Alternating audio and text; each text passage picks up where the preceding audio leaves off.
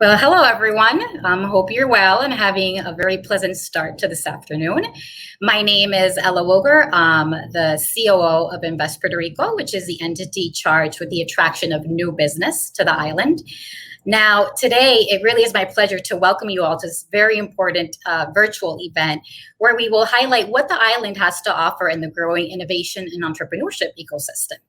Now, Puerto Rico has a very unique combination of startup incubators, incentives, shared co-working spaces, business benefits, and last but certainly not least, a wonderful tropical lifestyle that has made it a global hub for entrepreneurs, particularly in the last several years. Now, we know Puerto Rico has been through its fair share of crises, like natural disasters and, of course, the current pandemic. But, this has really just created a new generation of entrepreneurs that are, above all, just very resilient, they're tech savvy, and they're globally minded. Now, today, you'll learn about Puerto Rico's value proposition for entrepreneurs. We're very proud of this and research activity in Puerto Rico, how to maximize available resources, and where they see opportunities for growth and investment. Now, before we begin, I'd like to point out, that we're very eager to address your questions. We received those submitted by many of you when you were registering for the event and have included that in the QA session at the end. Now, to those who submit your questions during the course of this event, we'll be sure to answer them via email after the event has concluded. To send your questions, please use the chat box located at the bottom of the meeting screen. Now, back to our panelists. Our panelists for today have been instrumental in building Puerto Rico's innovation entrepreneurship ecosystem. Now, the Puerto Rico Science Research and Technology Trust Chief Innovation Officer, Sebastián Vidal, will help us kick off the conversation. Now, prior to his recent appointment at the Trust, he led the launch and development of Parallel 18, which is an international startup program based in Puerto Rico, where they support and invest in 80 global companies per year, with the goal of having an economic and social impact on the island. And he's helped develop technology ecosystem public policy strategies in countries like Chile, Peru, Brazil, Malaysia, and South Korea, and has also consulted for the World Bank. So, a big hello to Sebastián. Now, following Sebastián, we have Sofia Juan Carlos Stolberg of Piloto 151, and they'll discuss the resources available for entrepreneurs on the island. Now, Sofia is a serial entrepreneur. She's a mentor. She's an ecosystem developer with just a true passion for developing entrepreneurs to grow and thrive. She's the CEO of Piloto 151, as I said before, which is Puerto Rico's first co-working space and growth platform for entrepreneurs. She also co-founded Co-Trotters Academy, which is the first hacker school in Puerto Rico and the Caribbean, and that's committed to training the next generation of coders and innovators on the island. Now, Sofia will be joined by Juan Carlos Stolberg, her brother, who co-founded Piloto. And Juan Carlos is a corporate attorney with experience in cross-border tax structuring, Puerto Rico tax incentives, private equity, venture capital, startup law, and just general corporate matters. And so he's advised numerous clients across a variety of industries on the tax efficiencies of doing business in Puerto Rico. And last, but certainly not least, we have Jennifer Hopp of ATO Ventures. ATO is an early stage venture capital firm based in Puerto Rico that funds technology startups globally with really an eye toward bringing those companies to Puerto Rico to incubate and grow. Now, prior to ATO, she had been investing as a limited partner, venture partner, and angel investor in Silicon Valley for over 20 years. She founded a software company shortly after business school that launched in 2011 and was acquired in 2016. So just a big hello to all our panelist speakers today. I'm very much looking forward to continuing the conversation. Now, with that, I want to pass it on to Rod Miller, who is the CEO of Invest Puerto Rico. But before he begins, let's show just a teaser of what working in Puerto Rico actually looks like. What comes to mind when you think about Puerto Rico? In the midst of this tropical paradise is a growing, always evolving people, ever-strengthening infrastructure, and booming business ecosystem. Puerto Rico is the warmest, most beautiful, and varied location you can give your business partners and employees. Come take a closer look at Puerto Rico, then tell everyone you know. Thank you so much, Ella. Isn't that a beautiful setting to live and work? Bienvenidos a Puerto Rico, la isla del encanto. Uh, uh, Welcome to Puerto Rico, the island of enchantment. Thank you, Ella, and thank you all for joining us today. As recently as January of 2020, it seemed like a dramatically different world. At that time, 7% of economists with the National Association for Business Economics expected the U.S. economy to grow anywhere from 1% to 3%. The U.S. unemployment rate had dropped to its lowest rate since 1969, and there were more job openings than people searching for jobs. Few foresaw the emerging COVID-19 virus as a likely pandemic that would sweep across the world, leaving a trail of distress. Now, after months of quarantine and getting used to prevention measures, it is a dramatically different world. There's instability in the financial and economic marketplace, in addition to causing widespread fear due to its high levels of contagion and fatality. COVID-19 has dramatically slowed the economy. We're in what many business leaders, economists, and politicians believe to be perhaps an overdue global recession. The economic effects of these challenges are already being felt. Countries and cities have quarantined their residents. More than 40 million Americans have filed for unemployment, and most companies have implemented remote working practices to prevent the further spread of the pandemic. Our world will never be the same. Despite these challenges, there's hope. As the economy goes through dramatic corrections, COVID-19 is also shifting the decision-making paradigm through which companies, entrepreneurs, and individuals and policymakers must respond. Health and health security will become the most important global issues as lives literally hang in the balance. Remote work protocols established during the crisis will likely extend to well after the crisis is over. Policy discussions and investment dialogues suggest a deeper focus on the environment, fintech, e-currency, cybersecurity, and healthcare. It is a different world, and therein lies the opportunity. Can this shift present an opportunity for Puerto Rico to reposition itself in the global economy? I believe the answer to that question is yes, and the time for that change is now. My experience in this sector over the last 20 years has shown me that entrepreneurs will be the key in leading this cultural and economic transformation.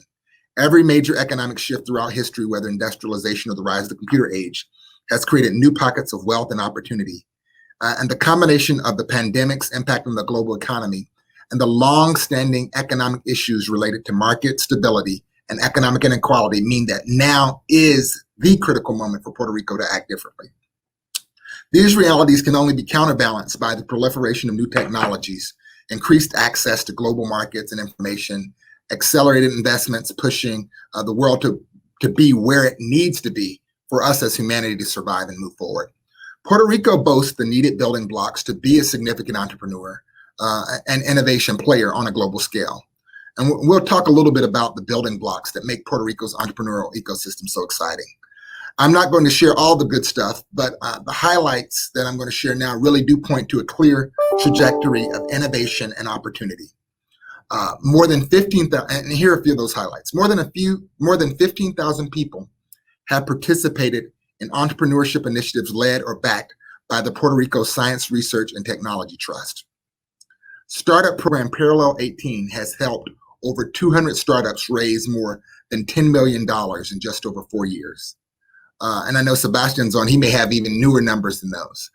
The number of registered Puerto Rico venture capitalist funds has increased from 1 in 2014 to over 14 in 2017.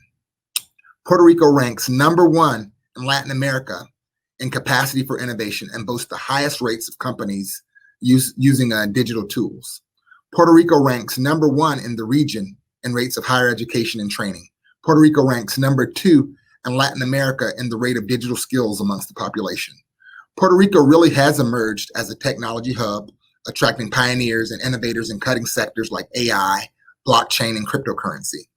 In recent years, entrepreneurs have flocked to Puerto Rico with over 5,300 companies or individuals having been granted an export services or investor incentive decree. 90% of those companies are in the knowledge services industries, including IT, consulting, and finance. These companies have created over 36,000 direct, indirect, and induced jobs on the island, and these firms contribute over nearly 600 million in annual payroll on the island. Now, while we're off to a solid start, we need to further and intentionally codify our innovation and entrepreneurship ecosystem. We need to further and intentionally codify our innovation and entrepreneurship ecosystem through ecosystem building. This requires a concerted effort by government, private sector, nonprofit, entrepreneurs, and more. While each market has to go through their own journey to develop their entrepreneurial capacity, long-term entrepreneurial strength will not happen without a keen focus and intentionality on making it happen. Some of the key steps to ecosystem building include cultivating relationships. So to build a strong ecosystem, companies have to work and partners have to work in concert to figure out what is it that our companies need to be successful, who's best positioned to provide that to it, and provide some clarity around how that happens. And that only happens with relationships and conversations. Number two, you have to map the entrepreneurial ecosystem. So any company should be able to come to Puerto Rico and figure out exactly where they need to go for what help. And this is an ongoing process in terms of refining that map and refining that support. Number three, there needs to be a clear strategy that assesses the market, aligns interest around shared objectives, and ensures performance by delegating activities to the parties that are best suited to manage them. In other words, once you've done a scan of what your entrepreneurial ecosystem looks like in terms of service providers and support, as well as who the entrepreneurs are and what they need, then it should be easy to figure out how can the system support them better. And then last is all about execution. You've got to stay focused and keep working towards whatever we define as success. And in this market, we know that success is really going to be around innovative companies and knowledge services, AI, technology, fintech, those sorts of sectors. And we're actually seeing a lot in other areas such as energy as well. So the people on this panel have played a key role and are continuing to play a key role in building out our local ecosystem in Puerto Rico. I appreciate all of their work, and I'm certain that you will gain tremendous additional perspective and insights from them. Thank you so much for joining us today.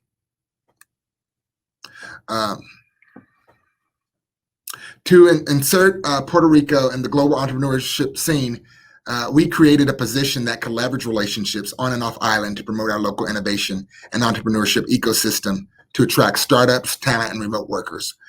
Brian Bourgerie, who I'm so glad has joined us this past summer, is doing tremendous work and has brought tremendous value to Invest Puerto Rico. We've already made great strides through his work, and we're glad that he's going to guide you through today's discussion.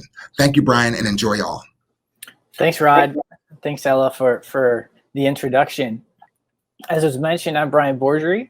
I recently joined in June with Invest Puerto Rico. However, I came down to Puerto Rico almost 3 years ago with one of our tech startups and quickly fell in love with the island, with the community, with the ecosystem that we're about to talk about. So this is a very near and dear topic because it's kind of what I live in. It's what gets me excited every day when I wake up, just all the things that are going on here.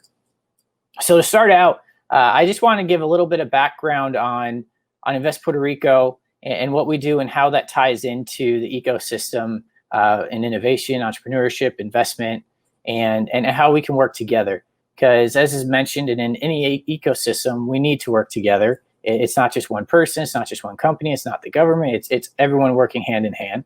So Invest Puerto Rico, as was mentioned earlier, is the attraction agency for the island. We help businesses, investment, talent come to the island. That's what we do. We're a nonprofit, so we're really here to help. We're not charging you anything. So I like that. I like just being able to help, collaborate, connect with innovators, hustlers, entrepreneurs, change makers. And that's what you'll find when you come to Puerto Rico. The local talent mixed with all those who have come down has created a unique fusion of smart people, of diverse backgrounds, diverse experiences, broad ranges of contacts, great human capital, pretty much a little bit of everything, and a lot of awesome collaboration is what you'll find when you come down here. That's what I found as well. To give some examples of ways that we help is any company, investors, those who are looking to come down. Many times when you move to a new place, particularly an island that you've maybe never been before, you're going to have questions. You're going to want to know how do I do this? Who do I talk to? Where can I plug in? And through this webinar, we hope to answer those questions. And anything that we don't answer, please feel free to reach out to us, and we'll be happy to help you on that regard. So painting a little bit of a picture, and I don't know if all the panelists know this, or Sebastian even, He was the first person I met with when we came down. I came down with a technology company. We made plug and play home servers, some technical hardware stuff. Won't go too deep into that, but we came down with our company. We also started a software development company on the island. We were able to hire all of our developers on the island, actually, which was great for us. We came down for a number of reasons, and it's directly related to why I'm here talking to you today. I fell in love with the community, the approachableness of people, and their willingness to collaborate and work and innovate. And our company was much better for it. We've since sold the company, and I decided to spend my time here with all of you now, building this ecosystem. So some of the things that we're doing that I'm excited to work on, and I invite anyone to reach out afterwards about these things that we're doing to help those who are coming down, is a major aspect is investment. Those who are coming down, and most entrepreneurs need investment at some point. Obviously, many start with their own money, family, friends, fools, they say, before you bring on outside capital. But that can be difficult. It doesn't matter where you are, that can be difficult. Even more so if you're going to a new place. So soon, we'll be launching an investment platform for the island, a platform that's open to startups, local companies coming down, trying to make their footprint, move their headquarters, get set up on the island. Platform that will highlight the major projects that are going on, whether it's a $100 million resort being built or a manufacturing plant that's coming here, as well as highlighting the different investment funds on the island, opportunity zone funds, which almost the entire island is one, real estate funds, startup funds, all sorts. So really a central place where anyone who wants to raise or deploy capital in Puerto Rico can come to. So I invite anyone who's interested in that, reach out to us, and we'll get into that. So hitting on a couple more things before we jump in with our guests and learn from them and hear what they have to say, is Puerto Rico, as was mentioned earlier, has a broad range of support in the community. There's incubators and accelerators. There's hacker spaces. There's Engine 4 is a great one for hardware, IoT, tinkering.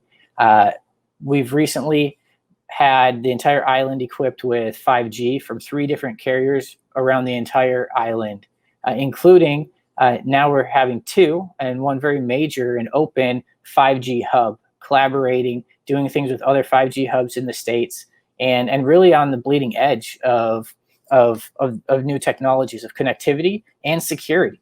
And that bleeds into everything. That bleeds into technology with agriculture, with pharmaceuticals, with supply chain. And those things are actively being worked on by different groups every day here on the island. And I love what I run into. One of the things that I also just want to highlight is there's so many people that are really just wanting to collaborate and innovate and have great ideas and looking for their next partner, their next investor, things like that, that I used to limit how often I'd come into San Juan. I live in the suburbs, so I'd limit how often I'd come in, because I'd come home every day with 20 new things that I wanted to do, or new potential projects or companies or partnerships. And my wife would tell me, hey, you got to tone it down. You only have so much time in the day. So it's a good problem to have, but that's kind of what I came into a few years ago, and it's only grown since. So without further ado, I want to jump in, get to the smart people on this call, and discuss with Sebastian. So Sebastian, welcome. Thank you for joining. And can you kind of introduce yourself a little bit? Tell us about your background, how you ended up here in Puerto Rico doing what you're doing. Yes, for sure. And thank you, Ryan, for the invitation to this conference. And yes, as a matter of fact, yes, I totally remember when we met the first time right after the hurricane.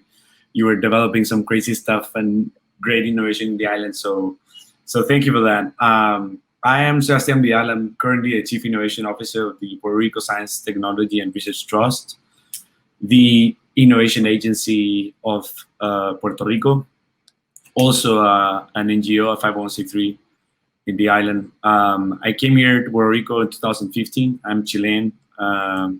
So I came to help design and build what it is today, the global technology accelerator of Puerto Rico, Panelists 18. Awesome. Yeah, I remember you were the first person we met with when we came down and got off the plane here in Puerto Rico. At the time, you were working with Parallel 18. So let's actually dive into that a little bit more. Explain a little bit more about Parallel 18. I believe it was the first accelerator on the island of Puerto Rico, or at least one of the major ones. Tell us a little bit more about that and how that's grown and the success that you've seen. Yeah, so Panelists 18 is a global technology and innovative accelerator. At the moment, there were another couple of programs that were focusing on helping startups as well, or small businesses in general. This was the first that was actually created global from the get-go, just to attract entrepreneurs from all over the world, but particularly from North, Central, and South America. And also to try to retain the talent that Puerto Rico had at the moment. So it's a pretty standard way of accelerating companies. We have a 20-week program that we give funding to each one of the startups that we select. We selected up to 80 companies per year. At the beginning, we cross them and connect them with the right resources that they needed at the time. Experts from mainland and also from South America and Central America, and business connections as well. Like 50 out of the Fortune 500 companies are in Puerto Rico, so it's pretty easy to connect, or fairly easy to connect with big corporations, large corporations on the island, and also local companies that are bigger are eager to connect with the startups. So the other benefit is that, as I mentioned, we give funding to the companies. At the moment we're giving $40,000 equity free, actually. Because it's an economic development initiative, so we really want more companies to be built out of Puerto Rico and to attract more startups and technology to the island.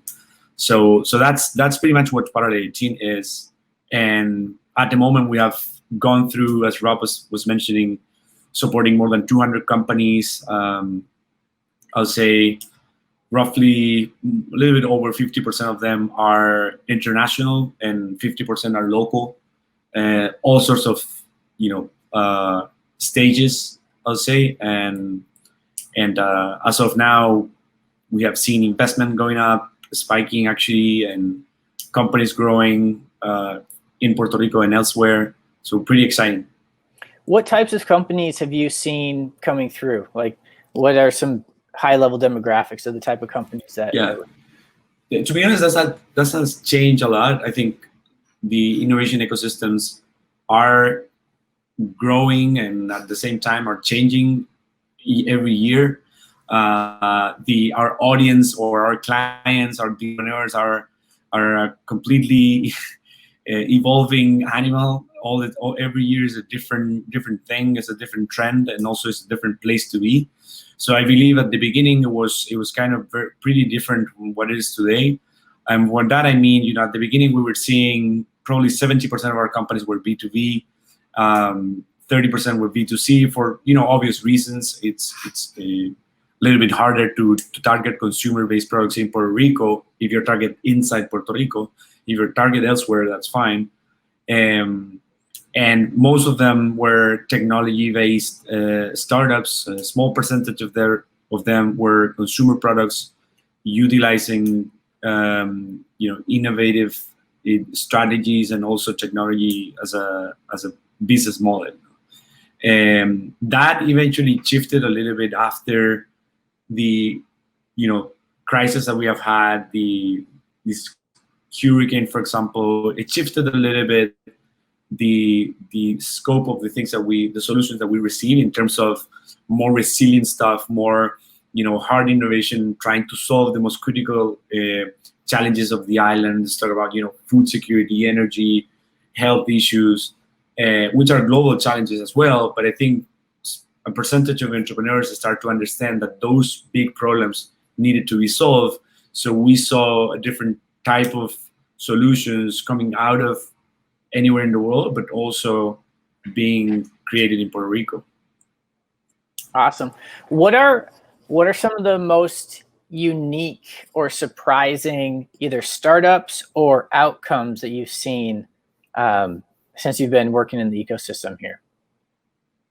I mean, I think many. The for me, the most surprising things are, first of all, and I really want to highlight this. Like, Parallel 18 was not the first here in the island. There was a couple of really important players that set the ground of innovation and entrepreneurship on the island. One of them is Pilotos 151. You're gonna know more about them in a while, but I think that is something that caught my attention a lot. That there was a lot of organizations that were taking the lead with a lot of effort at the very beginning, and I saw that it was pretty easy to get to them, and it was going to be pretty easy to create like a common vision on where the innovation ecosystem should be going. Right? So that's the first thing that I think I like a lot.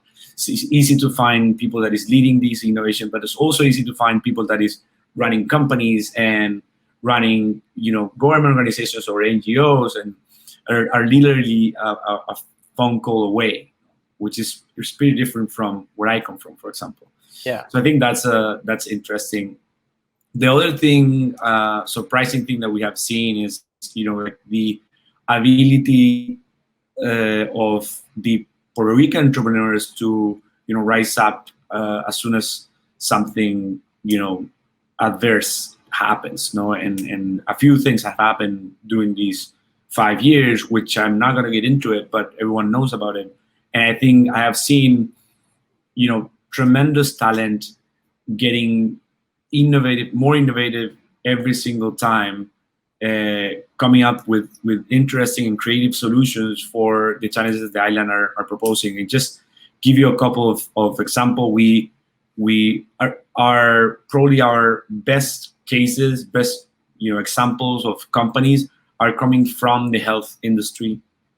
And those companies have been able to iterate and shift and pivot as soon as this disaster has happened, but those things are making these companies stronger, and making us doubling down on the support of those companies, because we thought, like, yeah, this is enough. Like, these companies are not going to survive this, but they find a way, they innovate, and they grow out of these crises and opportunities. No? So I think that's a cool thing to see and witness. Yeah, I've noticed the same thing on both fronts. Really, when you come down here, there's so many different groups. I mean, obviously there's Parallel 18, there's Piloto, there's Centro para Emprendedores, there's Colmena 66. There's so many different groups that are all super willing to help as well. I've lived in other startup ecosystems. I was in Utah before this, California, Minnesota, different places.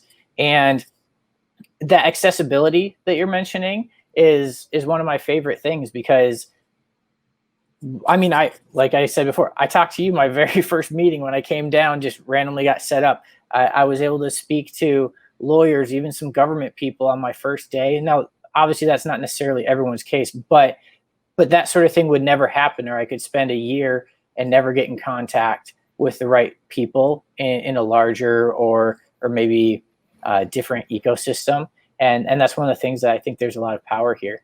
So I want to continue and dive into what you're doing with the Research Trust. It's quickly become one of my favorite organizations on the island, because you guys are doing so much to help innovation, whether it's in healthcare, just technology, or just support services, or whatever. So you've recently taken over or being in charge of innovation, I believe, with the trust. Tell us more about what you guys are working on, and also knowing that the audience we have right now, entrepreneurs, investors, people from all around the world and on the island, how can they plug in to what the trust is doing? Yeah, well, I think, going from the more strategic side and then to going to the more specifics, the Science Trust was created by law in 2004. And its mission is to build and invest in technology, innovation, and entrepreneurship, and all of the things around them. right? So at the beginning had a very, very strong focus on research, supporting and collaborating around research in the island, supporting universities in the island, but also practitioners, and that was initially their focus, and supporting other initiatives that were doing innovation and that were supporting entrepreneurs in the island. With the time, the trust grew massively and exponentially, I would say. I started with trust when they had 12 people, and now they have over 200 people, right? So it's a kind of a big organization. And with time, with the years, and with the leadership of Lucy Crespo, the CEO of the Science Trust, became some sort of innovation agency that was looking into the most fundamental challenges of the island and was trying to help, either supporting other organizations or building their own programs to try to solve those issues. But more importantly, the Science Trust is building a structure that is so robust and professional and fast and efficient that this is the go-to agency for universities that want to do research, or investors that want to know more about a specific entrepreneurship program, or businesses in the island, or the things that we're doing with health now that the local government, the local health department is getting advice from what we're doing with health. So the Science Trust is it's a combination of different initiatives and programs funded and managed by this larger organization that want to target and solve the most fundamental issues in Puerto Rico, specifically health. Today, the Science Trust it's managing what it is the Health Public Institute, or the Health Public Institute of Puerto Rico. It's leading many programs related food security in the startup scene and also in the traditional business and small business scene. Actually, we have one program now. It's called Regrow, that wants to help local startups and local farmers to grow their capacity with funding, with grants specifically for that sector. Also, they have the research side, which have kept encouraging and strengthening. They have a program that actually incentivizes and give grants of $100,000 to researchers just to develop research in Puerto Rico with impact all over the world. Entrepreneurship, it's one of the key pillars today, leading by programs like Parallel 18, but also Colmena 66, which I really encourage everyone that is listening to tap in, to reach out to them as well. It's like we call them the Google for entrepreneurship in the island. Like, they have all of the right resources. You can contact them and they will put you in the right direction. So it's a good organization for entrepreneurship specifically. So I would say those are the main, and education as well. Like, we're doing many things related to education because we really want to create this workforce development in the long run. So that's pretty much what it is, the trust. Can you actually expand a little bit on those locations? I know there's like Science City, and I think there might be something new on the west side of the island. Can you just tell us a little bit more about those types of locations and what and who would be a good fit to maybe interact or plug into those? Yeah, for sure. Like, the Science Trust is located in the Science City, which is it's a fairly big piece of land that is in the heart of I would say downtown. You can call it San Juan, and that piece of land, which we call it the Science City, has our offices, for example, but also has a lab specifically towards. Today, the who is in the lab is the vector control unit that received funding from the federal government and using it as to research more about the different type of mosquito diseases in the island.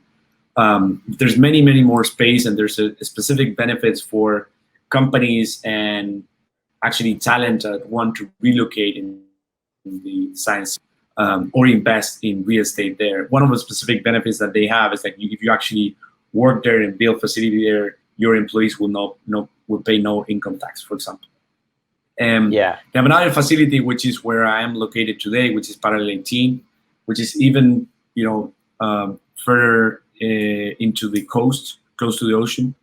They have a small office towards the south in Ponce, and they have another one coming up, which I don't think I can disclose yet, but it should be happening in the west of the island, in the heart of the engineers and software engineers and talent in Puerto Rico, which is Maya West. Awesome.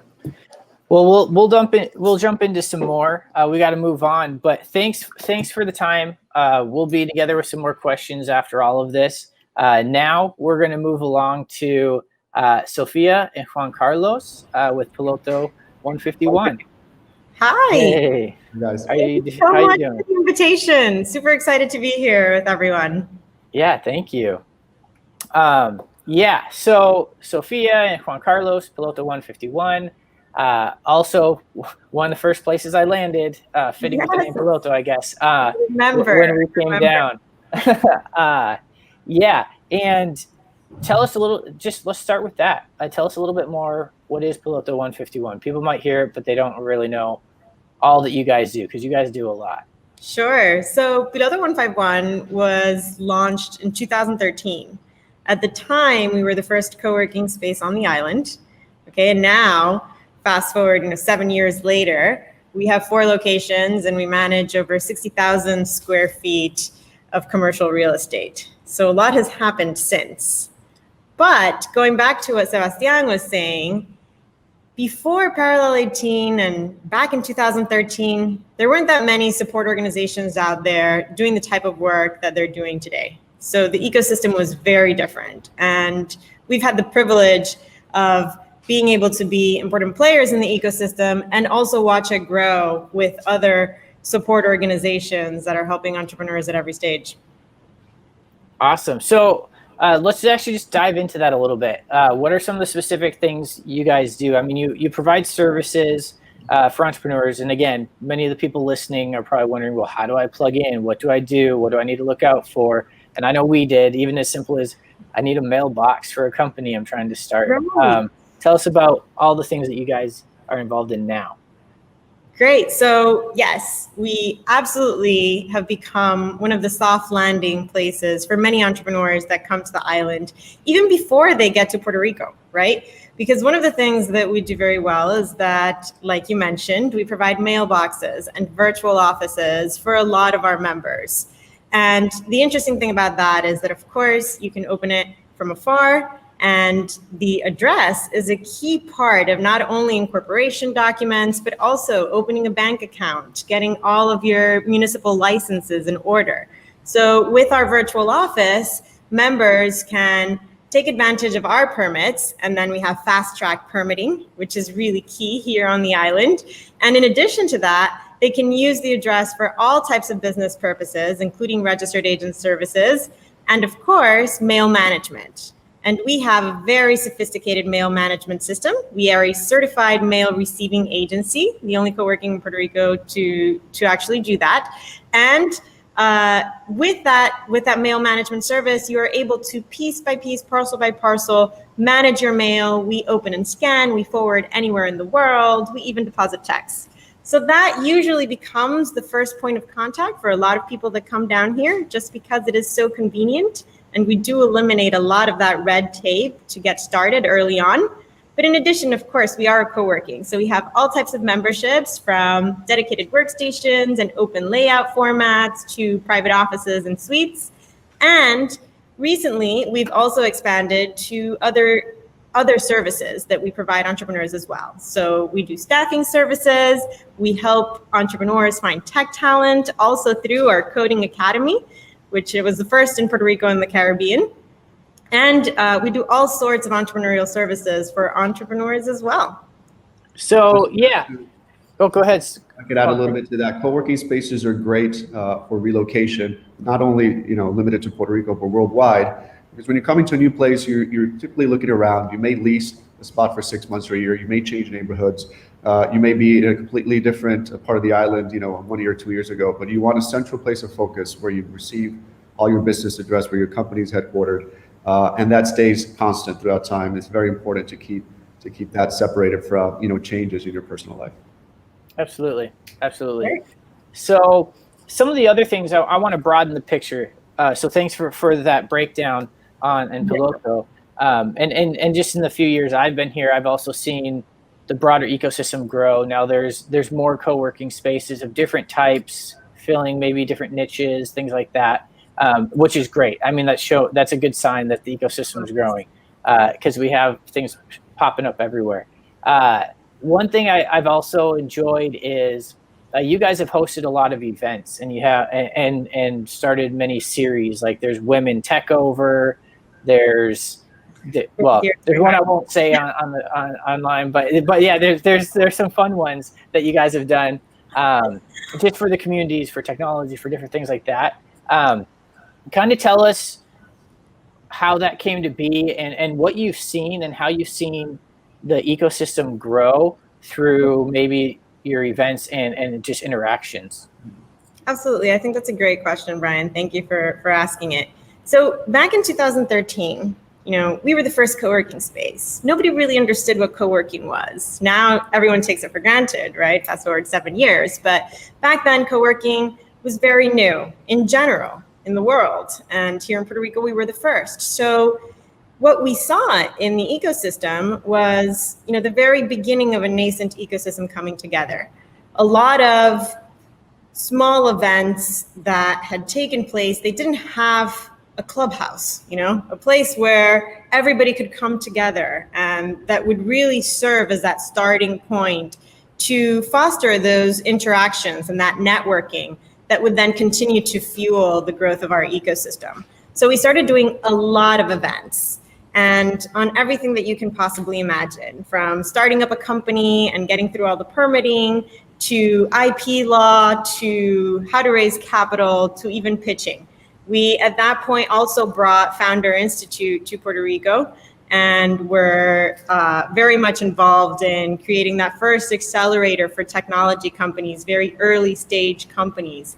And so everything that we did, I would say probably prior to Colmena and Parallel 18 and the intensified work that the Science and Technology Trust has led, was really meant to bring people together to create a more robust ecosystem at the time. And what we started seeing when Puerto Rico's bonds turned to junk was that all of a sudden these events started getting packed with people that we had never seen before, right? With people that were outside of the startup and tech community that was very small at the time. And as a result of that, I think a lot changed in Puerto Rico, right? More organizations started popping up to support entrepreneurs at different stages of development. And that's when, Parallel 18 started. We were also key players in starting Colmena 66. It's a great organization, as Sebastian mentioned, and what it does is it unites all of the support organizations in the ecosystem in one platform that is entrepreneur-centric, but that also channels that everything that entrepreneurs need and allows them to have a one-stop shop for all of their needs at different stages. So we're very proud that that happened as well. And I think what we've seen over the last 7 years is a 180 change in many ways. Now, and you'll talk to Jennifer about this as well, but there are startups that have successfully raised capital in our ecosystem, over $1 million. That's something that we would have never seen in 2013. Many more angel groups, companies and startups getting into world-class accelerators like Y Combinator in the States that many people know about. And so all of this took time, of course, but I think that today our ecosystem is a very different ecosystem from what it was back then, and we're very happy to be a part of it. Yeah, I actually, that's one of my favorite things. I I mentioned earlier, I would limit how often I'd come into town because I'd have too many opportunities. I have to do the same. There's too many, not as much during COVID, but there's too many events or things I want to attend.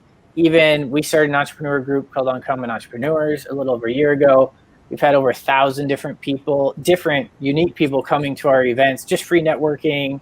We partnered with the Chamber of Commerce for a Christmas event, which was awesome. And just seeing the mixture of people collaborating, everything from like someone still in college, kind of timid, literally sitting at a table next to a billionaire and just getting them talking together and how approachable everyone's been. That's one of the things I love about Puerto Rico is everyone's just so approachable. Whether you're from Puerto Rico originally or moved down, I feel like there's just something about the type of people who come down here that's just super welcoming and protecting. Even when my kids run off in the grocery store, people are like making sure they don't get hit by a cart and stuff. But I just love those things. But to keep things going, and we'll get more into these things after, Juan Carlos, I have some questions for you.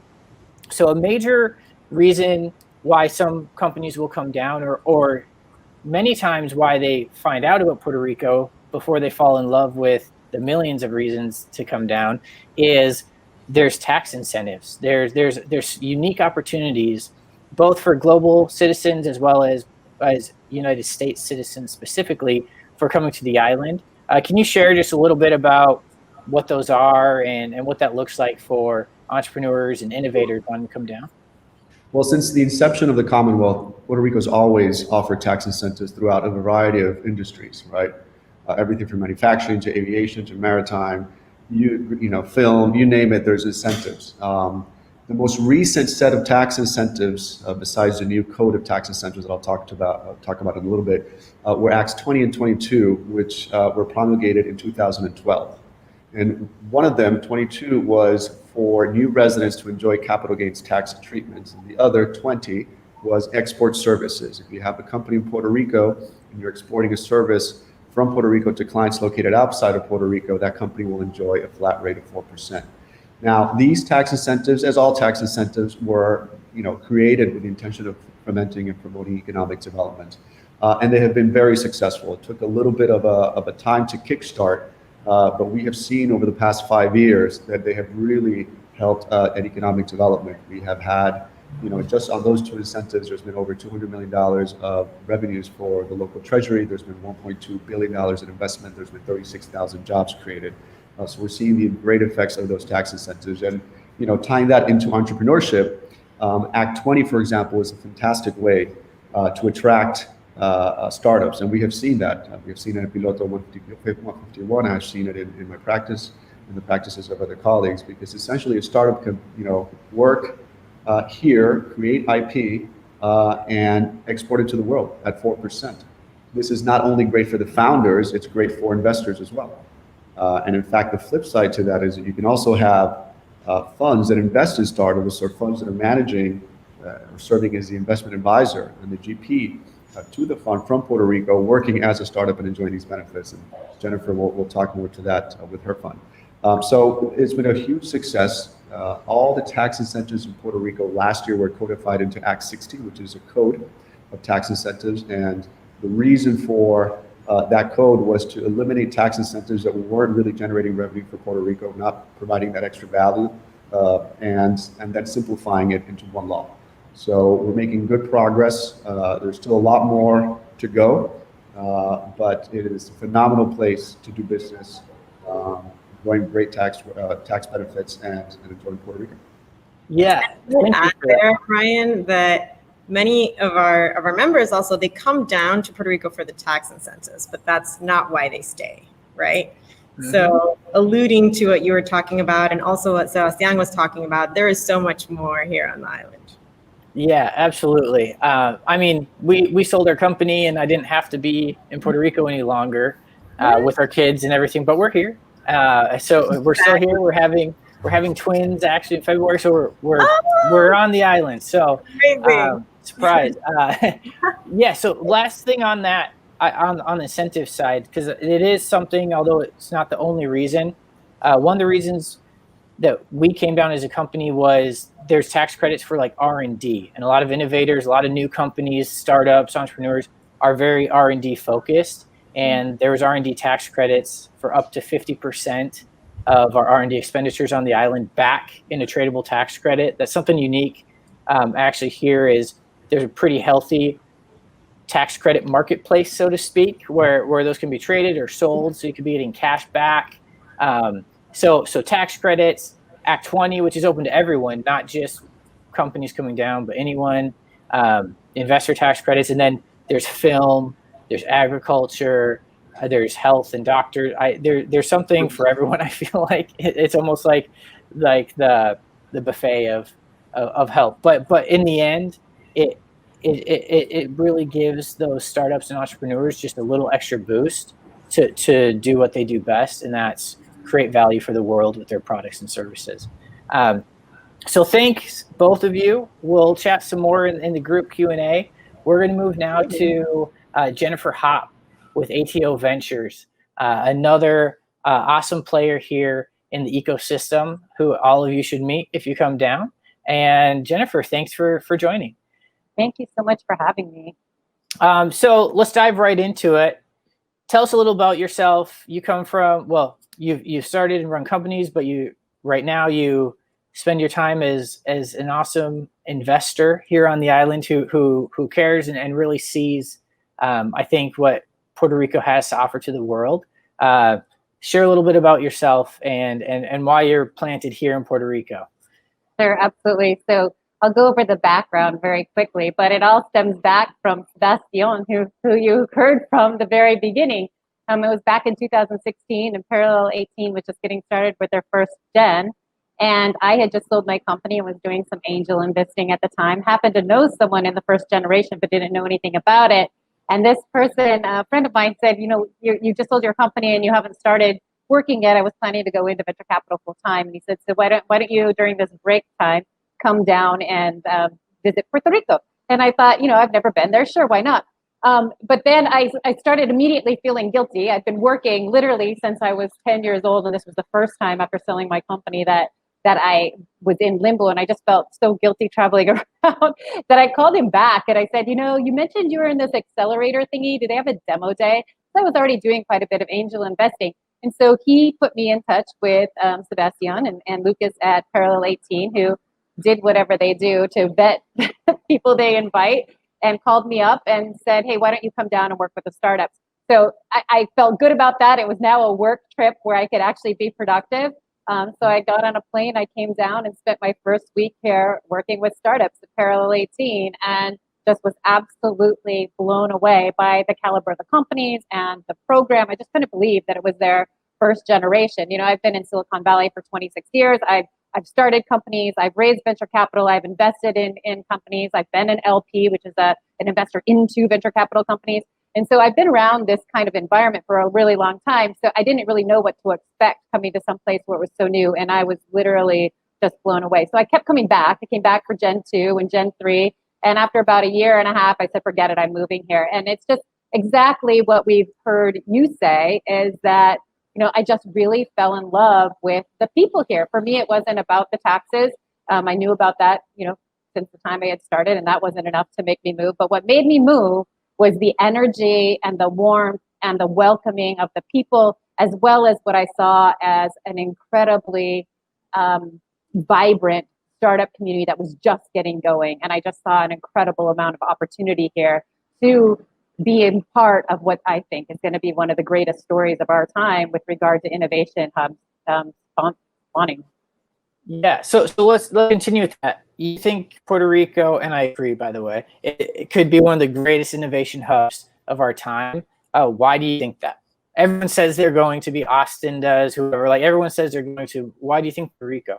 It's interesting, and I was asked this very question last night at dinner. So currently, this week, we have a few investors, 6 different investors are in town just to check out the island and get some meetings and meet each other. And so, I won the battle of where should we go? I said, come here. So they came here.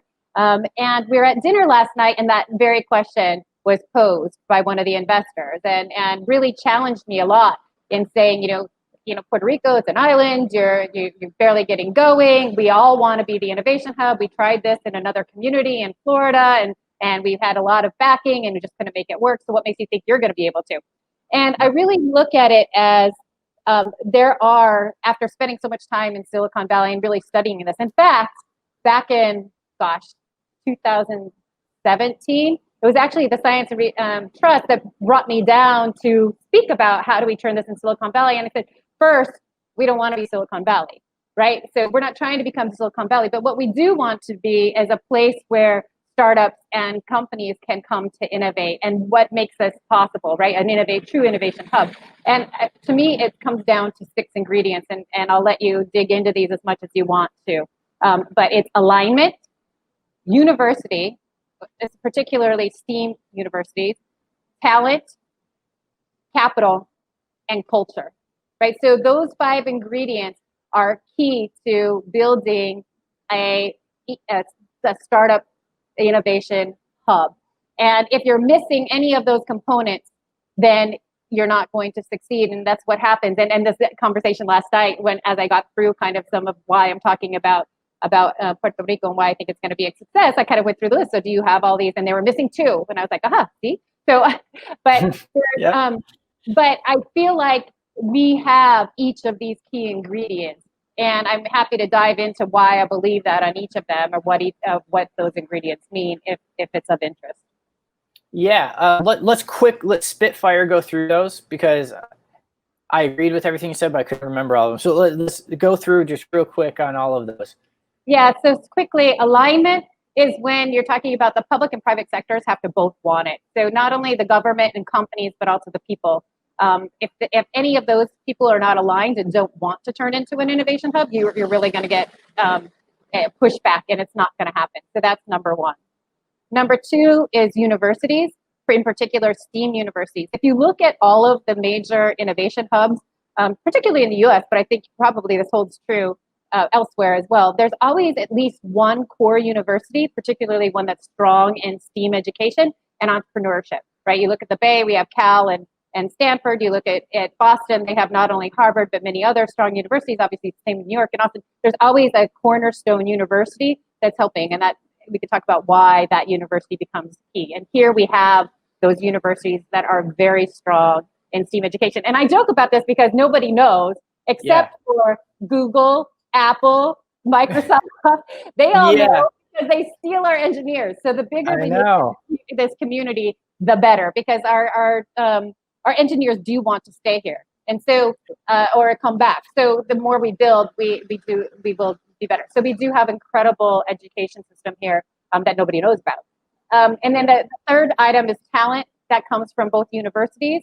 It comes from, as you mentioned, the startups and entrepreneurs that are coming down here. But one thing I think that doesn't get talked about, and I'm only just learning about, you've mentioned in a beforehand in our little talk that I have recently been asked by Forbes magazine to cover Puerto Rico in terms of startup technology and investment. So it's a big task, but I was so happy that they reached out and asked me to do this, because we need the exposure, and we can talk about more about that with the marketing and everything that you guys are doing. But one of the things that I've been doing in preparing for my first articles is really researching and talking and interviewing a lot of the stakeholders on the island that are involved in entrepreneurship and technology and investment.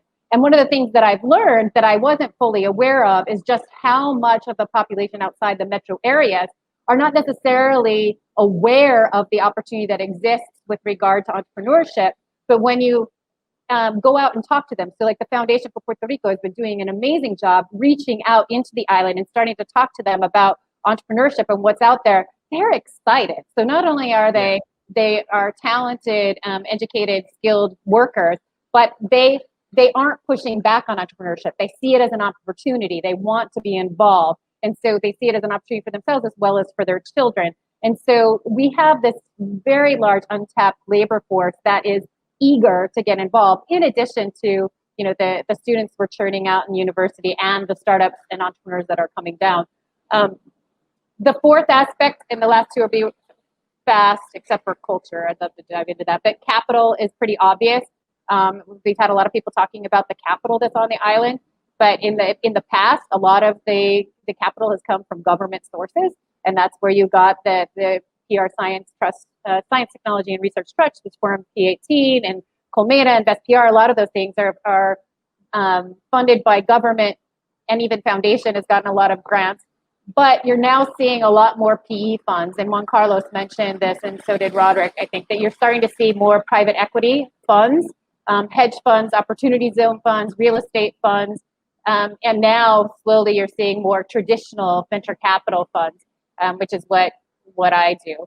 And then there's also angel network. So I happen to be a member of another angel network that's called Aurora Angels. It's the largest network on the island. I think we're about 40 people, maybe a few more than that. And it's mainly local investors. I'm one of the few non-Puerto Ricans in there, which is amazing because it shows a change in the attitudes. And Sophia talked about how people here were very much burned by the bond issues in the banks.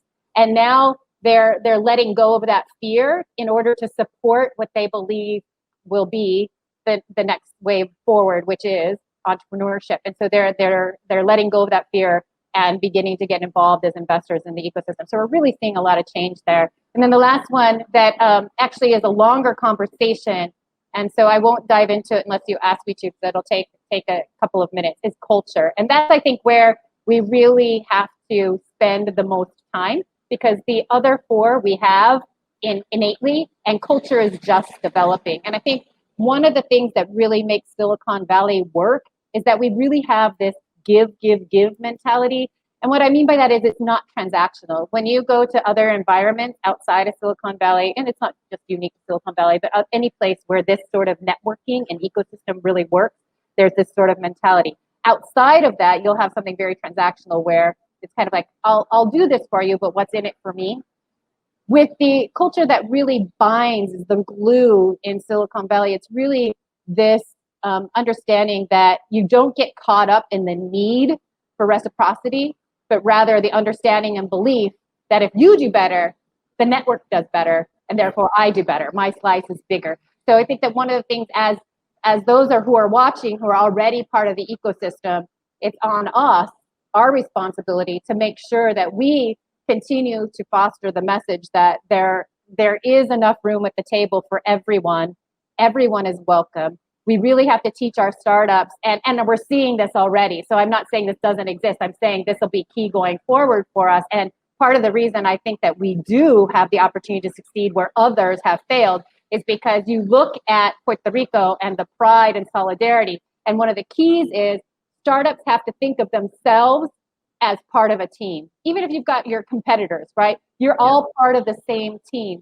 And there's enough room on the team for everyone. You might have to shift your position around, but if we all work together, we're all going home with a championship ring, right? And so I really feel like that's something that's just born in the culture here, is that people are extraordinarily proud of this island, and the idea of solidarity, regardless of any political affiliation or anything else, everyone wants to see Puerto Rico grow. And as long as we continue to foster that, and we as sort of the first people to jump off the cliff are willing to show the example, link elbows, and march down the path together, and really demonstrate that we're all working on this together. We're all a community. I think that that's going to become key, and one of the most important reasons why I think that we will succeed here. Agreed. Awesome. So before we jump over to everybody, the rest of our team, so to speak, on this webinar, really quickly, tell us about, you have a fund, ATO Venture Fund. Tell us about that real quick, just in case any of the investors on here are interested. I would absolutely love to tell you about ATO Ventures. So ATO Ventures stands for Against the Odds, not at all. And it's based on a model that is, the model is based on the fact that 70% of seed-funded startups actually fail. And at least half of those for the time, that's due to lack of product market fit, meaning simply that the company launches, and despite their research and their understanding of their market, like nobody buys the product, or at least not enough to make a market buys the product. And so to help tip the odds in the entrepreneur's favor, we take them through a market validation process before launch. So we do what is a testing of their go-to-market strategy. So we go through and we help them fine-tune their pricing and their design and their target customers and their channels, and figure out if their go-to-market strategy is correct, and if not, we tweak it. And then once we've honed in on that optimized system and actually are generating revenue, even sometimes before they've completed the product, then we provide the capital to launch. And so they're getting, by the time they're through our initial investment, they're getting a proven market validation strategy, right? A proven go-to-market strategy, their first customers, and additional capital to go after the market. And so that's really important because it does two things. One, it increases the odds of success for the entrepreneurs, but then also it mitigates the risk while increasing returns for our investors. So a lot of people don't really understand how venture capital works. Yes, I invest my own money, but just like that startups, I raise money from other investors. We call them limited partners or LPs. So I raise money and then I make the decisions and invest those into startups. So having this model that helps mitigate the risk of early stage and really walks those startups over what we call the chasm, right? Over that really hard part of getting to market is incredibly important for, just like we said, increasing the success. So we're finishing our fundraising round right now and then that's mainly, we're raising from high net worth individuals and small family offices. So it's finally picking up after COVID, right? So the investment industry is notorious for you must have face-to-face meetings. People do not make investment decisions based on Zoom. After 8 months of you're not going to get a face-to-face meeting, people are loosening up. So we've had in the last month or two, we've started picking up on our investing, fundraising, and all along we've been doing deploying capital. So we are making investments even though we're still raising the fund. And so any pre-launch startups that are interested in capital, they need to go to atoventures.com and there's a big submit button. So go there, hit submit. It's a quick form and that's the way to get in front of us. If you're not quite ready to launch yet, my biggest advice to anyone, if you're not raising capital, but you're thinking of doing so anytime in the future, is to start building those relationships now. With any investor you think you ever may want to ever ask for money, build the relationships now. For me, the easiest way to do that is on Instagram. So it's my name. It's at my last name, at hop.vc for venture capital. So at hop.vc is the best way to start building a relationship with me and communicating with me. And Instagram, I am everywhere else, but I don't use anything else. So I won't ever see you if you ping me on Facebook. But on Instagram, I will see you and I do reply to all my messages. And then if you're interested in following the funds, we post a lot of tips on raising funds, stats on startups, and kind of more businessy stuff at ATO Ventures, also on Instagram. Awesome. Well, thank you. Let's jump in with the rest of the group now. I have some more questions. Many of you have been sending in questions, and I want to get the mind share from all of us. So we've talked a lot about kind of what each of us works on, how our organizations help.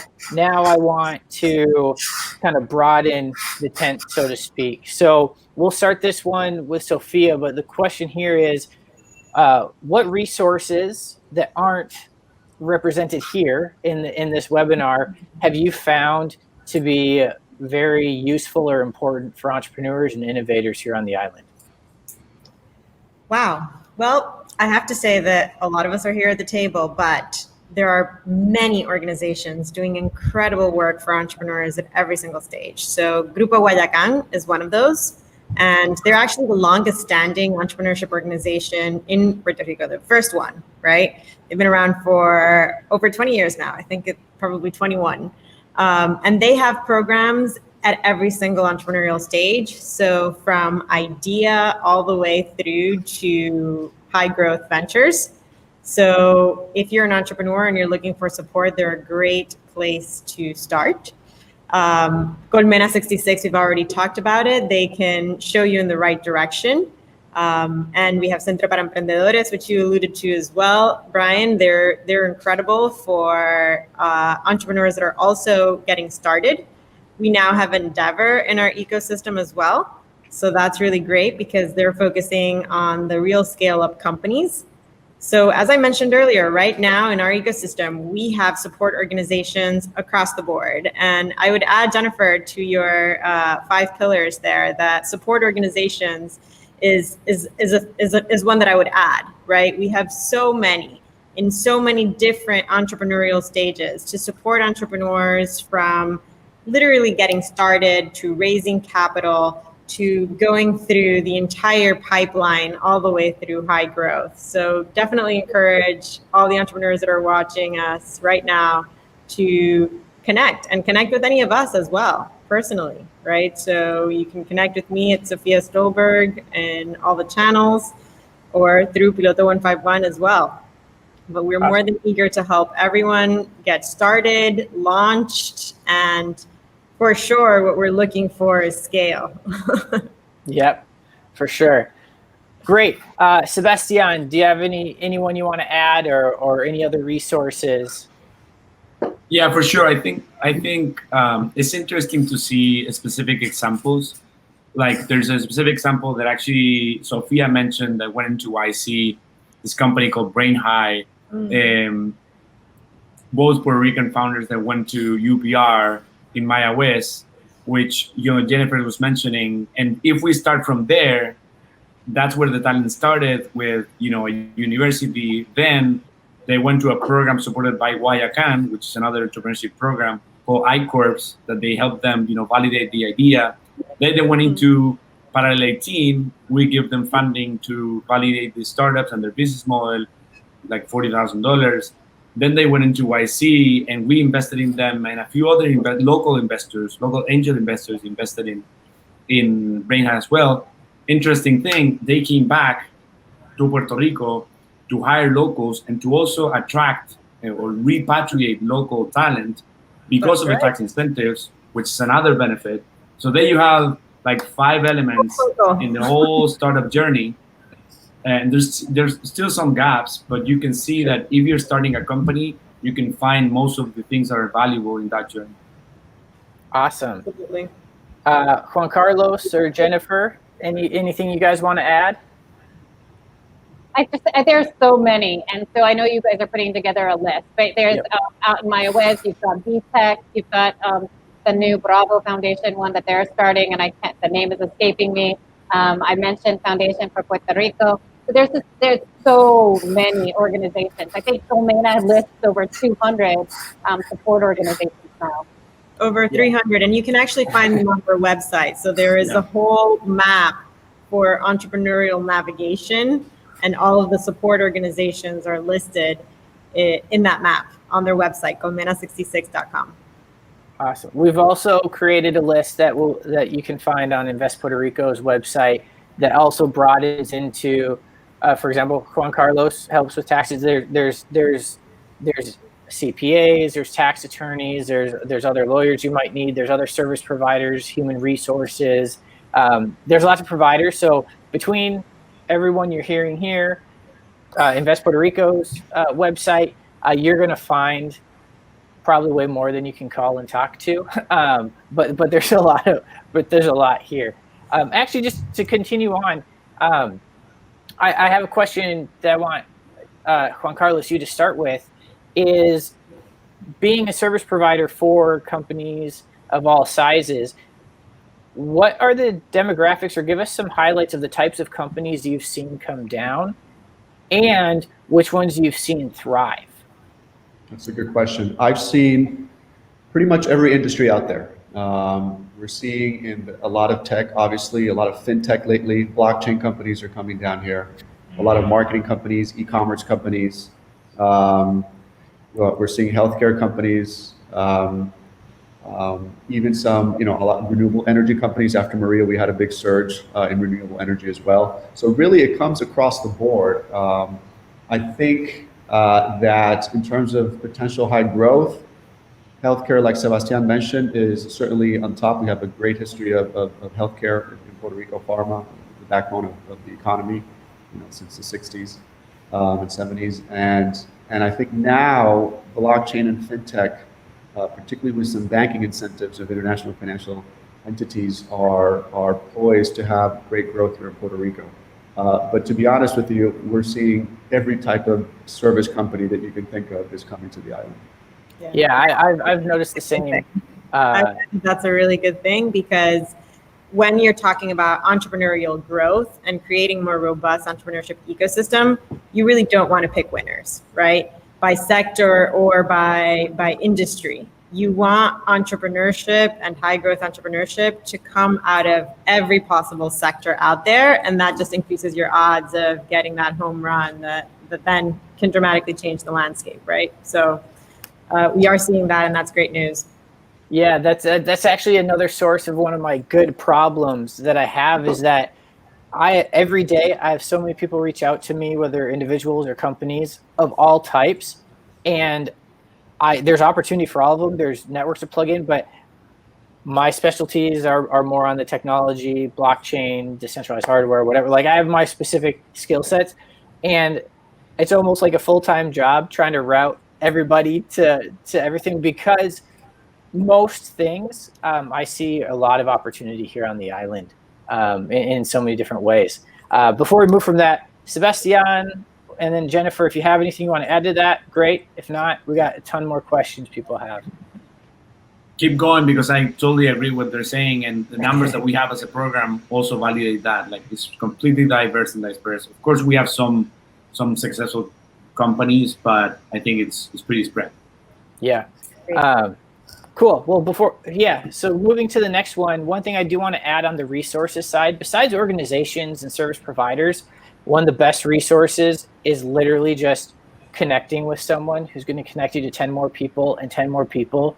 And as I'd mentioned before, one of the things I love here and why we even started our networking groups is you have some of the smartest people you'll ever meet from all over the world congregated here, and they might even live like a block from you. And if you don't try to talk to people, you might never know it, and they could be your next investor, your next business partner or client. But there's just so much of a concentration here that just talking to one person, I know we had a company down here looking to come down here for gene cell therapy, talked to them and introduced them to a person, talked about blockchain over lunch, introduced them to other people. And next thing I know, I feel like he has 100 friends here in the last couple of weeks, and and hopefully that's going well. But that sort of thing naturally happens here on the island, which isn't always the case in other even startup ecosystems. So moving on, let's go to, okay, not everything is sunshine and rainbows, although there's lots of rainbows here. We're on a tropical island, but that being said, what are some of the things people coming down to the island or who are already here trying to start up a company, start their entrepreneurial journey, should be aware of and plan for? There's always challenges. What are the apparent ones from your guys' vantage point? And let's start with Jennifer, and then go Sophia, and then Sebastian, and then Juan Carlos. You know, I'm probably the worst person to ask this question. And the reason is I'm like the ultimate optimist, and I get accused a lot of seeing the world through rose-colored glasses. And so even when there's a challenge, I'm so quick to tell you why that's good for you.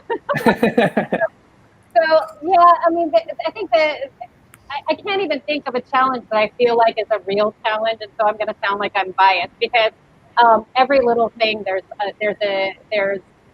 someone there to guide you, and it's exactly what everyone has said. So yeah, maybe a challenge is you don't really know where you're supposed to go file your papers, or what the filing cadence is, right? So that's one thing. There's a lot of reporting that has to be done. I don't do any of it. Like I hired someone and they took care of everything, and it's really inexpensive and it's efficient, and they know what they're doing. So yeah, if I tried to do it by myself, I probably would rip my hair out, and I'd be like, oh, the system is so complex, there's so much burden. But there's always people to help you and do it with you and for you. And Juan Carlos, I know he does a lot of this and can connect you with people. I know a ton of people. I actually, on my personal website, which is just hop.bc, I have a form there that says I'm interested in coming to Puerto Rico, and anything you have a question about, you can fill out the form, and all I do is farm it out to people like Sophia and Sebastian. So I'm happy to connect people as well. So yes, there are challenges, but I can't think of any that don't have an easy answer. Okay, well, Sophia, from your vantage point, I agree. I'm also the optimist, but Sophia, what have you seen, or what should people at least plan for? Well, listen, and I agree with you, Jennifer, for sure. Everything can be solved, but we're also entrepreneurs, so we find a way, right? That's what we're geared to do. I would say that, of course, there's red tape. Puerto Rico, we don't fare great on the ease of doing business index, and that's a public index that everybody's aware of, and they Google it when they come down to Puerto Rico. It's a reality, right? So of course there's red tape, and of course there's bureaucracy. I think as Jennifer mentioned, there are a lot of organizations, including Piloto, that will help you navigate that and will help you get started and launched as quickly as possible. So that's certainly one of them. I would say that for entrepreneurs that are not thinking globally, it's also a very hard market because it is a very small island, right? So if you're an entrepreneur and you're just looking to do business in Puerto Rico, it's going to be a cutthroat market out there. So I think that's something that is worth mentioning. And then lastly, and this is not a challenge that I would say is unique to Puerto Rico's ecosystem, it's unique to a lot of different entrepreneurship hubs internationally, including major tech hubs, is that we don't have enough tech talent for companies that are scaling up, right? And that's a combination of different things that are driving that. One of them is that a lot of our engineers are being recruited by big tech companies stateside and lots of federal agencies as well. So we continue to see that as one of the most pressing needs in our ecosystem. And of course, we're working hard to repatriate some of those really incredible programmers that we have in our diaspora, and that's certainly starting to happen. I think that every time that there is a major event here, a natural event like Maria, the earthquakes, and now the pandemic, more Puerto Ricans out there, talented Puerto Ricans, are saying, I want to be close to home, and it's really important for me to be with my family. So we are seeing more developers coming down as well, which is great. And there are now more coding boot camps aside from Code Trotters training talent. And universities have also upped the ante on their software development programs. So I think there are, as Jennifer mentioned, clear solutions out there and they're being executed, but it still certainly is very much a challenge. Sure. Sebastian, do you have any further insight from your vantage point? Obviously, have running Accelerator. What have you run into? So far, we're all optimists, no? I think I'm optimistic as well. I think probably it's too hot. The sun is shining too high. No, what I would say is that like every growing ecosystem, like Puerto Rico for me, coming from another emerging ecosystem, has grown too fast for just 2-3 years or 4 years, and that means that there's a lot of things that are breaking and we are fixing while we grow, right? Like any startup, I would say. So many of those things have to do with ease of doing business, but are related to things that entrepreneurs want to be solved fast, and we haven't figured out yet, for example.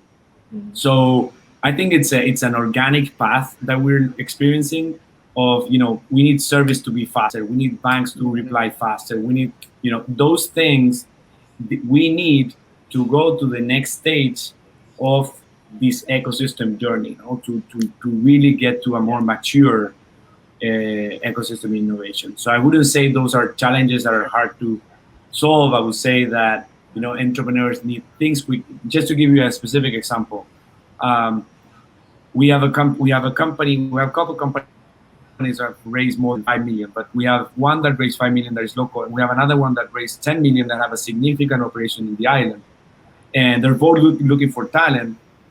But if you look at 2 years ago, that money was not here, so they're looking for talent. Probably they're going to repatriate or find talent here, which is a challenge because there's not enough. But we are experiencing it because we are growing as an ecosystem, and because that's the future that we are going to be seeing. Yeah. Anything you want to add, Juan Carlos? Yeah, I think all the speakers hit it right on the nose. I think, an insight is patience, particularly if you're dealing with government. The government here is still analog. That's something that we need to change and make it more digital, not only for business, but for, citizens, just as a resident, as living your life here, I'm not going to go into stories, but there's no communication between government agencies is necessary, and as entrepreneurs, we want speed, like Sebastian says, and that is not necessarily present in Puerto Rico. We're trying to get better, but you have to be patient many times. The other thing, and I'll just real quick, I know there's more pressing questions. If you are in manufacturing, you have to solve for the high cost of electricity and energy. So that is something to keep in mind if you're going to be doing a heavy electric facility or anything that involves manufacturing. It is probably best to do the cost-benefit analysis of renewables. Awesome. And actually hitting on all of those things, and as Sebastian was saying, I mean, we're in a position of optimization, and any government or ecosystem goes through that, making things more efficient. And what I'm happy about is almost every week I'm finding projects here on the island that are being spearheaded and people taking the reins to address those and even work with government. I even had a new one just a couple of days ago that I'm super excited about. And that's also an opportunity for entrepreneurs to come and innovate and literally help with the ecosystem they're being a part of, which I hope it seems all of us are doing in our own right. So although there could be challenges, that is the opportunity at the same time. And that's probably one of the reasons why Puerto Rico is so unique and why I like it, is because there is opportunity and you can tangibly help make things better for people. And one thing I'll add to that, just as someone who did come down, my wife was pregnant when we moved to startup, so I flew back and forth for like 4 months or more before I brought the family down. I think Puerto Rico is a great place for individuals, companies, and families. I just moved to a neighborhood earlier this summer that's crawling with kids, literally, and they run around and it's safe. You can leave your bike out. I'm not saying you should leave your bikes out, but you can leave it out and it won't get stolen in our neighborhood, at least. Please don't just do that. But that sort of thing, you can find neighborhoods, you can find things to plug into for your family, because obviously that's important as well, is family and those around you. And it's been a great experience. If you don't already speak Spanish, learn Spanish. One of my daughter's first words she started when she get mad, she say, "Es loca."